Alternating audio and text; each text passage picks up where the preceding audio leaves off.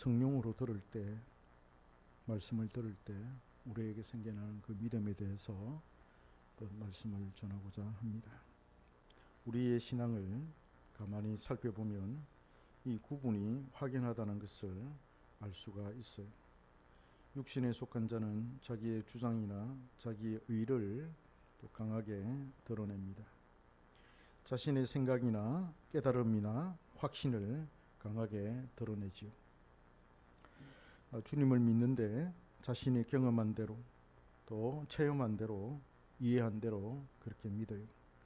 성경의 지식을 이해하는데 그것이 이성으로 또 현실의 상황으로만 인식될 뿐이지요. 아는 것과 믿는 것이 서로 연결되지 않아요. 성경의 상황 또는 믿음의 상황과 현실의 상황이 확연하게 구분이 되어서 나타납니다. 하나가 안 되었다는 것이죠. 그래서 자신에게 불리한 그런 말씀을 무시하고 또 순종하려고도 하지 않지요. 자신의 삶의 주인은 여전히 자기 자신입니다. 고난이 오고 환난이 오고 참고 묵묵히 기다리며 인내하지를 못해요. 자신의 노력과 방법으로 일을 처리해야 직성이 풀립니다. 물론 하나님께서 우리에게 주신 자연적인 은총이 있습니다. 세상 사람들도 그 은총으로 자신의 일을 하며 또 열심히 노력해서 성공도 하지요. 육신에 속한 사람들도 이와 같다고 볼 수가 있습니다. 주님을 직접 만나는 체험을 하고 또 이것을 많이 강조한다 하더라도 육신에 속한 사람일 수도 있고 또 영적인 어린아이일 수도 있습니다. 체험이 중요하지만 전체 말씀을 통한 이 교리의 지지를 받지 못하는 체험은 매우 위험합니다. 성경을 이해하고 깨닫는데 자신이 경험한 인생의 그런 지혜가 큰 몫을 차지합니다. 성경을 이해하고 깨닫는데 있어서 성령 하나님의 도움을 받지 못하는 것입니다. 그리고 그는 자신에게 맞는 말씀만 진리라고 주장을 하지요. 자신이 옳다고 생각하면 거기에 또 몰입을 합니다. 자신의 판단이 틀리지 않다고 하면서 거기에 목숨을 겁니다. 열심히 하는 것 같은데 주님을 위한 것이라기보다는 자신을 위해서 행하는 것이 훨씬 더 많습니다. 이것은 어디까지나 육신에 속한 것입니다. 육신에 속한 생각, 육신에 따른 지성과 판단이죠. 성령의 역사인 것처럼 보이지만 그것은 성령과는 상관없는 육신에 속한 것입니다. 그러니 영적인 깊은 것을 이해하지를 못합니다. 성령으로 거듭나지 않았기 때문이죠. 사람들은 영적인 것이라고 할 때 대부분 신비적인 기도의 세계를 생각합니다. 기도를 통해 신비를 체험하는 것 정도이죠. 교회 안에는 이런 분들이 참 많습니다. 그러나 영적인 것은 자신의 삶과 교회와 국가를 통해 나타나는 이 하나님의 섭리를 통해서 또 말씀을 통해서 깨닫는 것입니다. 그래서 우리가 영적인 것을 이해하려면 하나님의 이 말씀을 통한 하나님의 섭리를 깊이 깨닫는 것입니다. 하나님의 정확한 말씀을 사람들은 견디지를 못합니다. 그래서 그들은 성령에 속한 영적인 자들을 박해합니다. 어떤 사람이 참된 영적인 사람일까요? 우리는 오늘 본문을 통해서 이것을 확인할 수가 있습니다. 나의 믿음이 어디서부터 시작되었는지를 우리가 확인할 수가 있습니다. 근데 우리가 오늘 설교를 들으면서 주의해야 할 부분이 있는데 그것은 우리가 한쪽으로 생각할 때는 저 사람은 성령으로 거듭나지 않은 사람이다. 또 나는 성령으로 거듭나지 않았다라고 생각할 수도 있지만은 그럼 우리가 구분하기가 좀 쉽지 않은 것이 뭐냐면은 그 안에 영적인 또 어린아이가 있을 수가 있어요. 성령으로 거듭났다 하더라도 아직 영적으로 이렇게 깨어나지 못하고 성장하지 못하고 자라지 못하는 그런 영적인 어린아이가 있을 수가 있습니다. 그래서 오늘 설교를 통해서 내가 정말 성령으로 거듭난 사람인지 아닌지 아니면 내가 영적인 그런 어린아이인지를 우리가 스스로 확인하는 그런 시간이 되기를 원합니다. 오늘 본문 2절에서 바울은 믿음은 들음에서 난다고 말합니다. 너희가 성령을 받은 것이 율법의 행위로냐 혹은 듣고 믿음으로냐 라고 말합니다. 바울은 여기에서 육에 속한 것과 영에 속한 것을 구분하지요. 사람이 성령을 받는 것이 율법을 지켜서 행함으로냐, 아니면은 들을 때 생겨난 믿음으로냐라는 것으로 두 종류로 구분을 합니다. 갈라디아 교회는 바울이 전해준 이 복음에서 속히 떠나 거짓 선생들이 가르쳐주는 다른 복음으로 옮겨가고 있었습니다. 바울은 그들을 향해 개탄을 금치 못하면서 그들을 꾸짖고 있습니다. 그러면서 그는 인간이 하나님의 사람이 되고 성령의 사람이 되는데 그 원리가 무엇이냐라고 물으면서 가르칩니다. 거짓 선생들이 가르쳐준 다른 복음은 다시 율법으로 돌아가자는 것이었습니다. 그것은 육신으로 율법을 이해하고 깨달아서 그것을 그대로 지켜 살면은 우리가 구원을 얻을 수 있다는 그런 논리였습니다. 다분히 인간적인 생각과 인간적인 이성의 판단이 주를 이루고 있었습니다. 여기에는 인간의 기본적인 조건과 이성과 현실이 크게 작용하고 있습니다. 바울은 이것을 붕괴하면서 그것은 인간적인 것이지 하나님의 성령에 속한 것이 아니라고 강조를 합니다. 인간의 이성과 지성과 경험으로 판단하고 결정한 것이지 하나님의 성령에 의해서 이루어진 것이 아니라고 강하게 비판합니다. 이 성령으로 거듭나지 못한 사람들에게서 나타나는 전형적인 그런 현상이라고 말할 수 있습니다. 우리 주님께서 십자가에 못 박혀 죽으시고 사람의 몸으로 모든 율법을 다 지켜 행하심으로 의를 획득한 것이 이 사람에게 전가된다라는 것 아니겠습니까? 이것이 사람의 이성으로서는 도저히 이해할 수 없는 하늘의 논리라는 것이죠. 우리가 이걸 어떻게 이해할 수가 있겠습니까? 예수님이 십자가에 못 박혀 죽으시고 사람의 몸으로 모든 율법을 다 지켜 행하셔서 그걸 의로 삼으시고 그 의가 우리에게 전가되었다.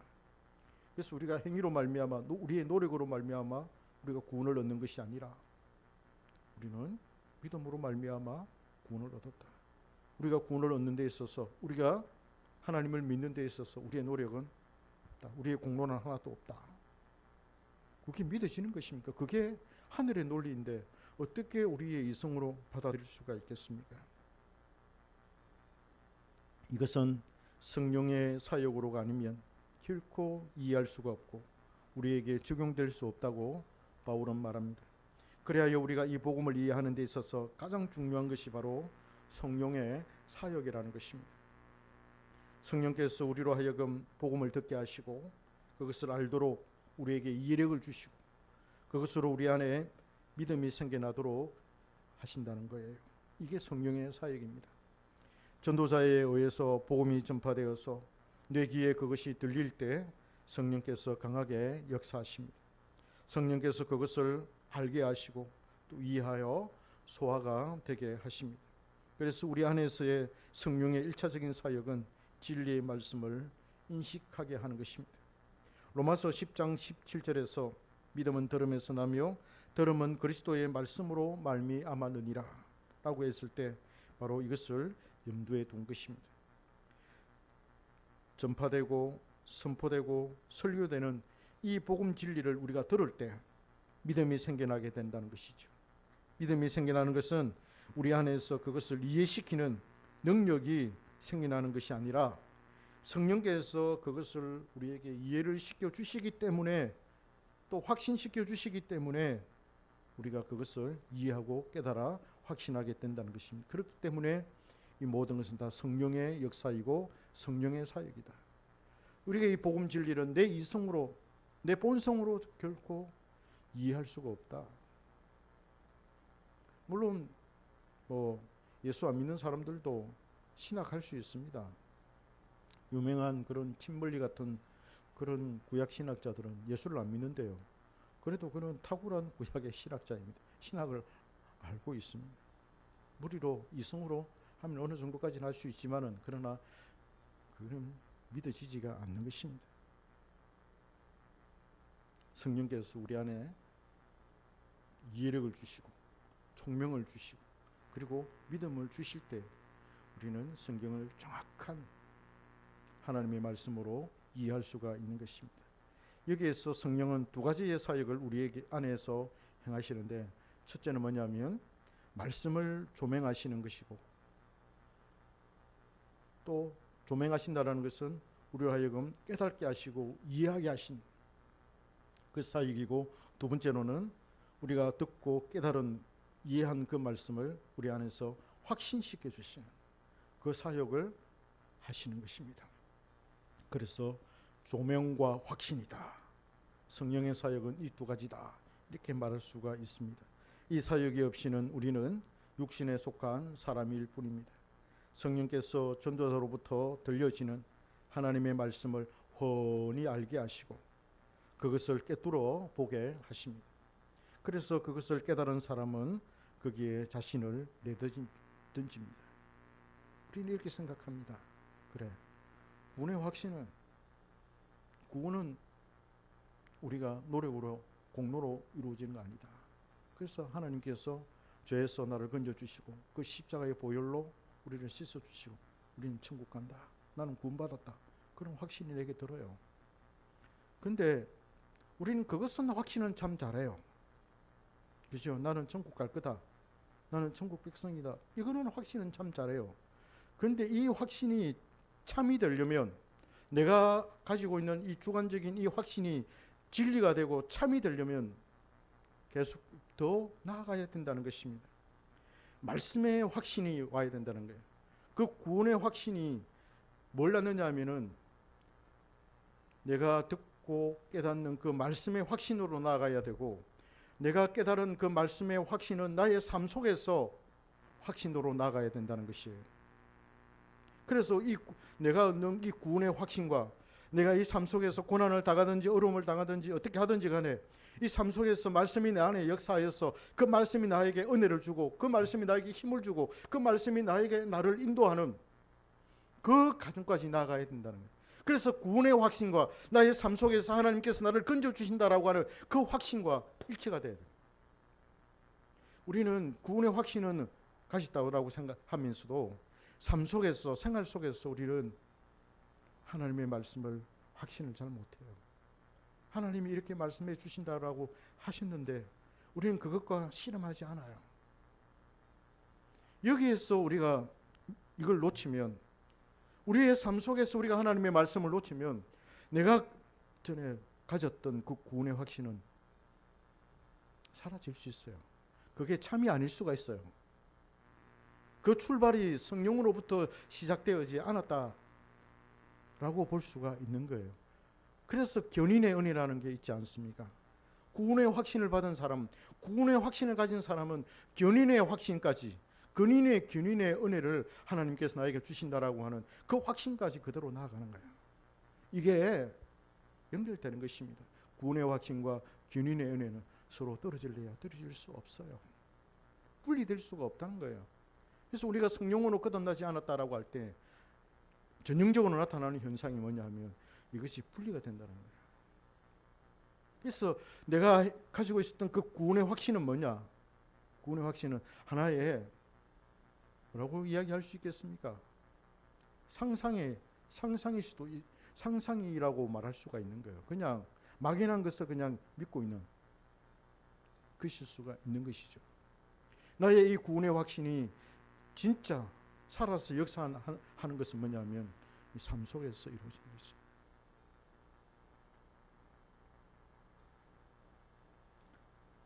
마치 밭에 감추인 보화를 발견한 사람이 자신의 모든 것을 팔아서 그 밭을 사는 것처럼, 또 진주 장사가 좋은 진주를 발견하고는 집으로 돌아가서 자신의 모든 것을 팔아서 그 진주를 사는 것처럼, 그는 자신의 모든 것을 팔아서 그 진리의 말씀을 삽니다. 이 사람이 구원의 확신이 있는 사람이에요. 이 사람이 가지는 구원이 확신이 진짜인 거예요. 그 사람은 뭘 삽니까? 천국을 사는 거예요. 자신의 모든 것을 팔아서 천국을 사는 거예요. 왜? 천국에 확실히 있다는 거. 그리고 예수를 믿는 나는 천국에 가고 나는 천국의 백성이라는 걸 확실히 믿기 때문에 자신의 그 모든 것을 다 팔아서 그 가치를 사는 거예요. 그리고 내가 가지고 있고 이 세상에 있는 그 가치와 저 천국의 가치는 비교할래야 비교할 수 없는 그 가치의 인식이 성령으로 말미암아 자기에게 주어지는 거예요. 이 사람이 성령으로 거듭난 사람입니다. 너무나도 그 말씀이 좋고 힘이 있고 진리이고 생명이며 기쁨이며 즐거움이며 자신의 결핍을 채워주는 만족이기에 그는 모든 것을 팔아서 그 말씀을 사는 것입니다. 자신의 모든 것을 거기에 투자하는 것이죠. 이 사람이 믿는 사람입니다. 이 사람이 바로 영에 속한 사람입니다. 우리는 영에 속했다라고 할 때 이상한 심적인 것을 생각하는데 그게 아니에요. 말씀이에요. 경건한 삶, 영성 하는데 영성이 뭡니까?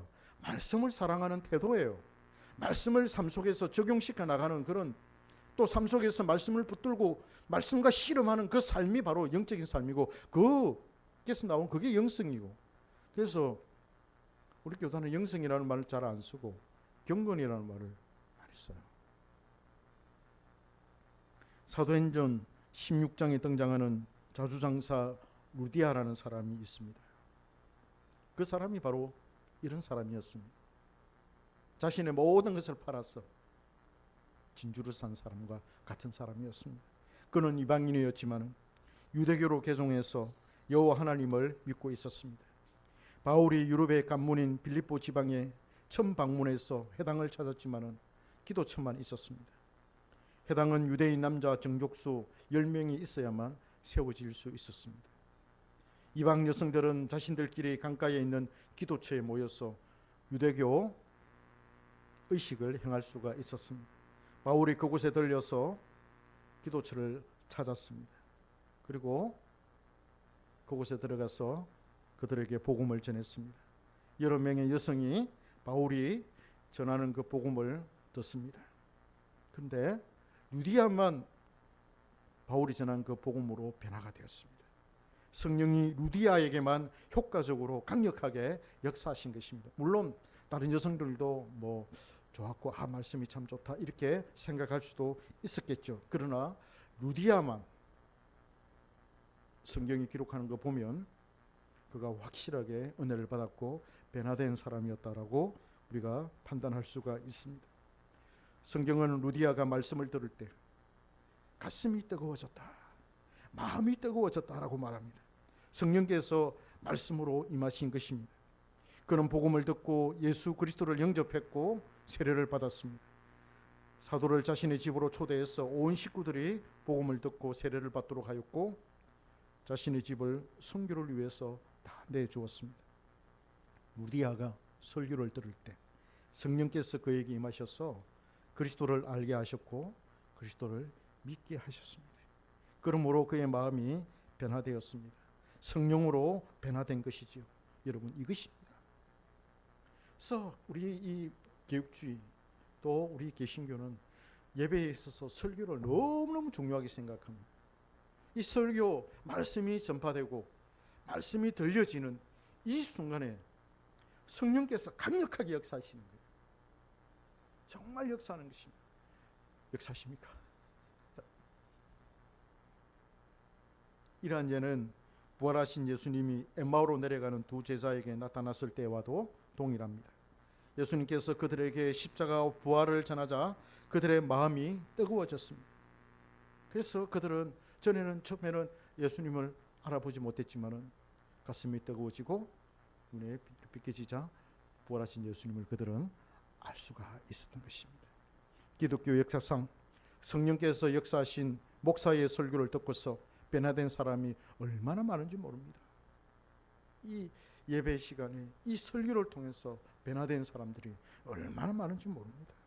셀 수 없을 만큼 많습니다.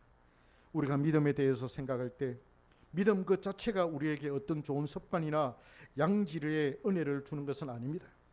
믿음은 그 자체로 도구이며 하나의 기구입니다.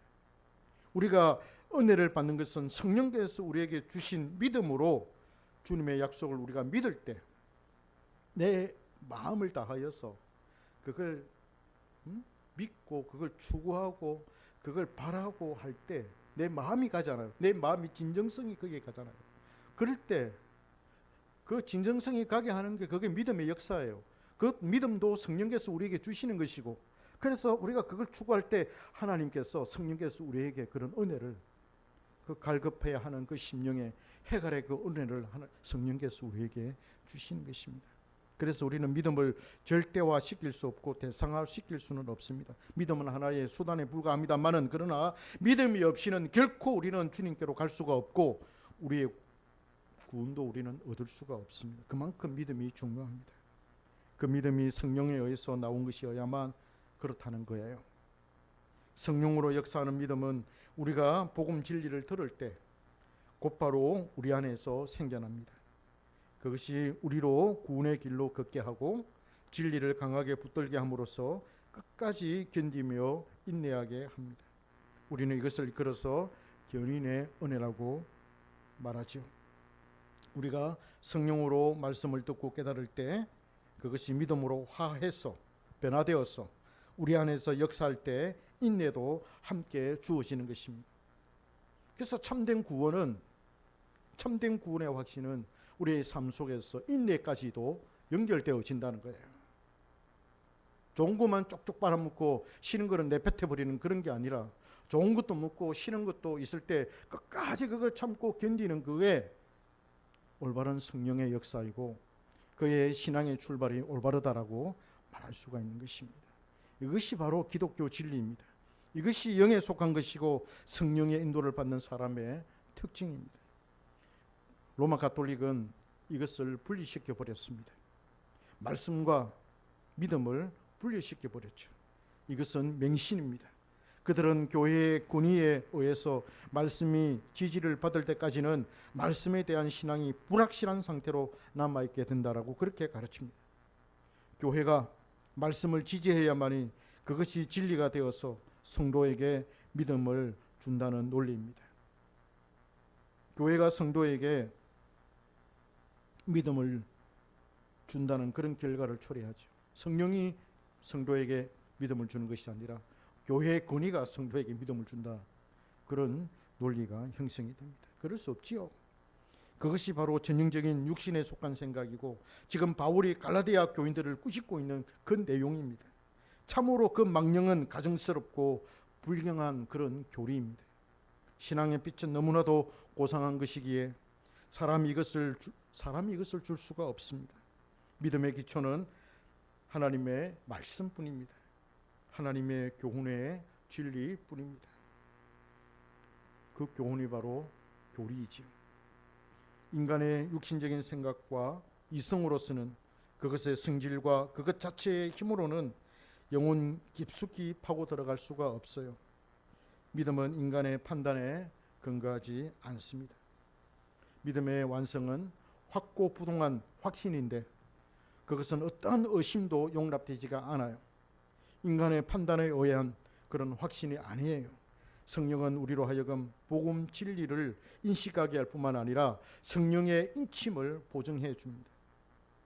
우리가 성령의 인침을 받았고 성령이 믿음으로 우리 안에 거하기 때문에 우리가 예를 들어서 성령을 버린다고 한다든지 삶이 너무 힘들어서 너무 괴로워서 나는 그냥 하나님 죽을랍니다. 자살하려고. 아파트에 문을 열고 뛰어내리려 할 때 성령께서 그 속에서 가만히 있겠습니까? 결코 가만히 있지 않습니다.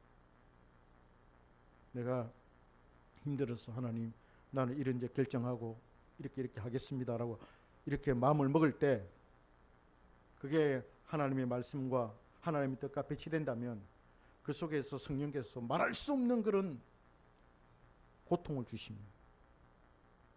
그래서 영적인 사람은 이게 하나님의 뜻이 아니구나. 하나님 내가 잘못했습니다. 돌아서는 거예요. 이게 성령의 인침을 받은 사람의 특징입니다. 우리의 이 믿음은 이걸 통해서 확고해집니다. 그래서 우리는 약속의 성령이라고 부르죠. 성령은 구원의 약속을 우리에게 헛되지 않도록 성취하신다는 그런 말씀입니다. 믿음이라는 것은 사람이 하나님께 우리의 몸을 맡겨서 거기에서 휴식하게 하는 것이고, 하나님의 말씀을 존중히 여기며 그 말씀과의 관계를 가지는 것입니다. 우리의 영혼에 깊숙이 들어와서 그것을 만지며 위로하며 변화시켜 주실 분은 바로 성령이십니다. 성령께서 우리에게 믿음의 선물을 주셔서 우리로 말씀을 듣고 깨달아 그것에 목숨을 걸게 하십니다. 우리의 신앙의 선배들이 그렇게 살았습니다. 조남선 목사님, 한상동 목사님, 손용복 목사님, 주기철 목사님, 손양은 목사님, 안희숙 여사님, 이 모든 분들은 말씀의 목숨을 건 사람들이었습니다. 그 결과 그들은 모두 평양 감옥에서 죽기도 하고 모진 고문의 고초를 겪어야만 했습니다. 그러나 그들은 결국 승리했습니다.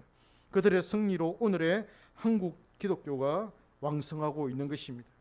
그들의 산 제물로 인해서 한국 교회에 말씀 신앙이 제대로 뿌리를 내리게 된 것입니다.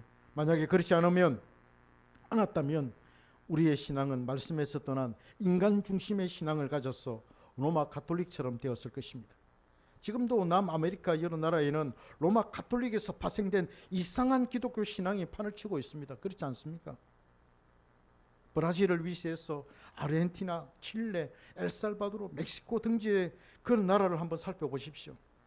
거기에 이렇게 바울이 말하는 진리의 말씀을 들으면서 나는 신앙이 있는지를 한번 살펴보십시오. 없습니다. 그들은 성령의 역사를 인간의 상상력으로 바꾸어 버렸습니다. 이상한 우상이 등장해서 그들의 영혼을 노락질하고 있습니다. 우리나라의 기독교는 이 세상에서 가장 올바른 신앙을 가지고 있고 그것을 지금 전파하고 있습니다. 우리의 믿음이 변질되면 안 됩니다. 갈라디아 교회가 육신의 생각으로 돌아간 것처럼 우리도 그렇게 돌아가면 절대 안 될 것입니다. 육신의 생각과 영의 생각은 항상 원수가 되고 반대가 됩니다. 우리는 영의 생각을, 말씀의 생각을 우리는 추구해야만 할 것입니다. 합리화시키지 마십시오. 합리화시키지 마십시오. 하나님 순수하게 바보라는 소리를 들어도 그 말씀을 붙들고 걸어갈 때 하나님은 그를 통해서 역사하실 것입니다. 우리는 철저히 성령으로 말씀을 듣고 깨달아 거기에서 주어지는 믿음을 가져야 합니다. 그래야만 그 믿음이 우리 안에서 강하게 역사하실 것입니다.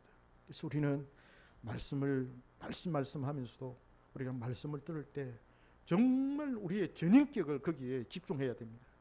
그래서 설교 시간에 우리가 예배드리기 전에 앉아서 기도할 때 하나님 성령께서 우리 마음속에 말씀을 듣는 내 마음속에 임재해 달라고, 그리고 설교자를 붙들어 주셔서 설교자가 아무런 걱정 없이 염려 없이 사탄의 그런 공격 없이 하나님 말씀 담대하게 은혜스럽게 확신 있게 전할 수 있도록 그렇게 기도하는 거예요.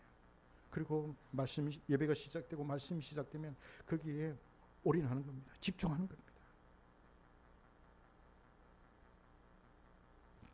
이 말씀이 우리 안에 역사하지 않으면 우리는 온전한 믿음의 사람이 될 수가 없어요. 내가 온전한 믿음의 사람, 성령으로 거듭난 사람이라는 것은 무슨 말씀을 들어도 그 말씀이 하나님의 진리인 이상 나에게 양식으로 와닿게 하는 거예요. 우리 안에 역사하시는 분은 우리의 믿음을 연락하신 하나님이십니다. 우리는 하늘에 속한 이 믿음의 원리를 붙들어야 합니다. 그래서 우리는 성령으로 말씀을 들으려고, 성령으로 말씀을 배우려고, 성령으로 우리가 말씀을 이해하려고 우리는 노력해야만 합니다. 그래서 우리는 성령께서 우리에게 지혜를 주시도록, 우리에게 명철을 주시고 총명을 주시도록 우리는 시시때때로 기도해야만 될 것입니다. 우리가 말씀을 다룰 때 그냥 내 지식으로, 내 이성으로, 내 생각으로 말씀을 다루는 것이 아니라 성령께서 그 말씀의 문을 확 열어주실 때, 어떤 때는 안 열어주실 때도 있어요. 그럼 답답해요. 막 고통을 당하고 괴로움을 당하다가 한번 하나님께서 말씀을 확 열어주시면 거기에서 찾아오는 그 희열과 그 확신과 그 기쁨과 그 은혜는 말할 수 없어요. 얼마나 좋은지. 우리는 그 은혜로 살아가는 거예요. 그 은혜로 내가 변화가 되고, 그 은혜로 내가 다듬어져 가고, 내가 연단되고 훈련받아서 하나님의 신실한 사람으로, 흠과 티가 없는 그런 사람으로 성장하게 되는 것이죠.